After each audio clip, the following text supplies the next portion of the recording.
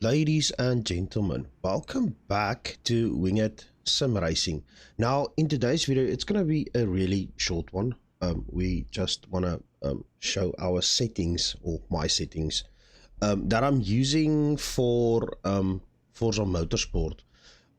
So there will be a screenshot probably now that I will put on of the base settings that Nitroboost sent me. Now, this settings is purely base settings. I know that he does use this specific settings when he's driving in Forza Motorsport, and he likes it. I know that he has a bigger diameter wheel and everything, and he uses the Logitech G920 for Xbox and PC. So but I'm using the 920. So I'm gonna show you my settings that I'm using. There's also gonna be a link down in the description. So shout out to overtake.gg on YouTube. They put out a video yesterday. This is now this is the 5th of October, so that was yesterday the 5th, today is the 6th. But anyway, so they put a video out on YouTube explaining exactly all the settings. I'm not a technical expert, so that helped me a lot for my settings. So firstly, when we look at driving assist, this is purely based on what you like. The main thing here is your steering. If you're driving on a wheel steering simulation, it's just way better than the normal steering. And the simulation steering, I'm sure you can use on controller. I will do a video somewhere over the weekend of how Forza Motorsport is to play on the wheel. Traction control, you can set to your preferences, either sport or off. I'm playing with it off at the moment, and then you're shifting manual, automatic, or manual with clutch. That is all your experiences. I play with ABS on. You will see my first video, a link will pop up probably somewhere, that I did struggle with ABS off, where I tend to lock up the whole time. So yeah, but getting to the wheel settings, you will find the wheel settings under advanced wheel settings. This is your layout, pedals, buttons, etc. that you want to map everywhere. So advanced wheel, I'm gonna skip the first duration of this, as everything seems to be fine. The deceleration axis on your brake pedal seems to be fine at 50. I tend to hit my braking points quite easily. I haven't played manual with clutch yet, so I cannot give any comment on that. So the rest of it is this. So vibration scale, I've set to 40. Force feedback to 80% or to 80. Self-steering alignment to 100.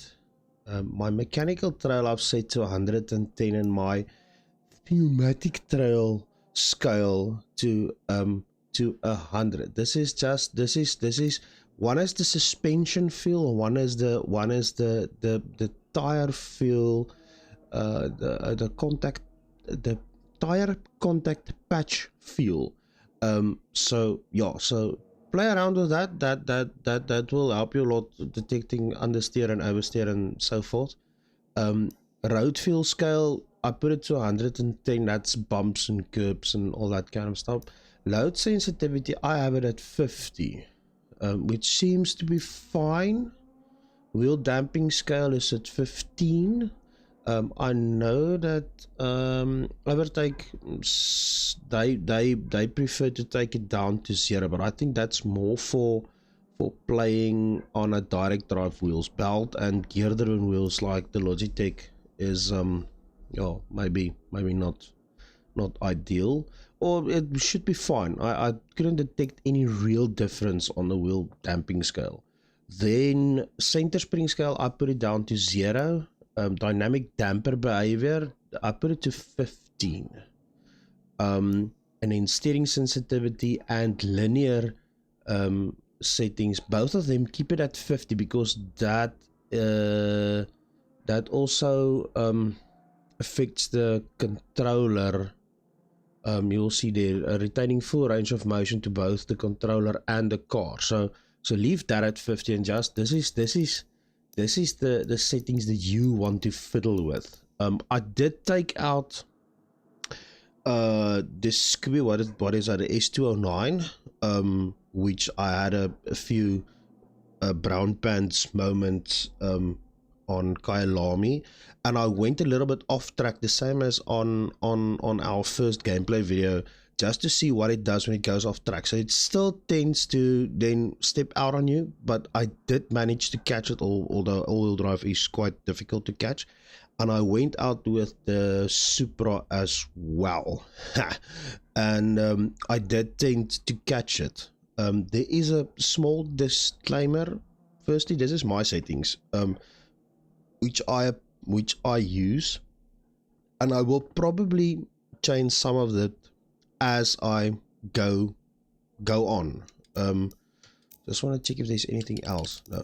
So I will probably go and change some of it as I go along. Just want to get back to so that you can still see it if you want to change things on the fly.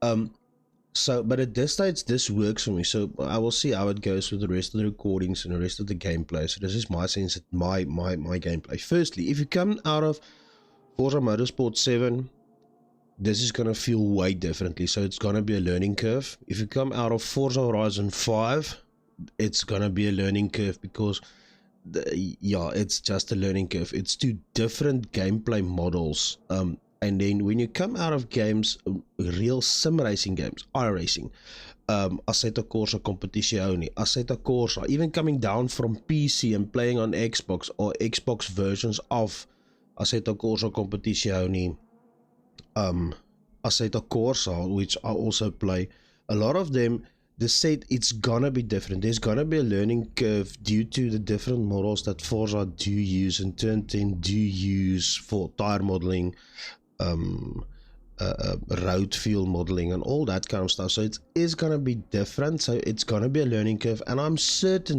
there's gonna be an update somewhere along the line. So yeah, I hope this helps you. Please hit the like button if it helps you. Comment down below if you have some suggestions where we can maybe tweak it a little bit, or what your settings is, so we can reach out to the community. We will post a part of this video or some screenshots of this on Instagram as well. We are on Instagram and we are on Facebook, Winged Sim Racing. And yeah, so like, subscribe, hit the bell icon, and then we will see you in the next video. Keep safe, keep well, and bye-byes.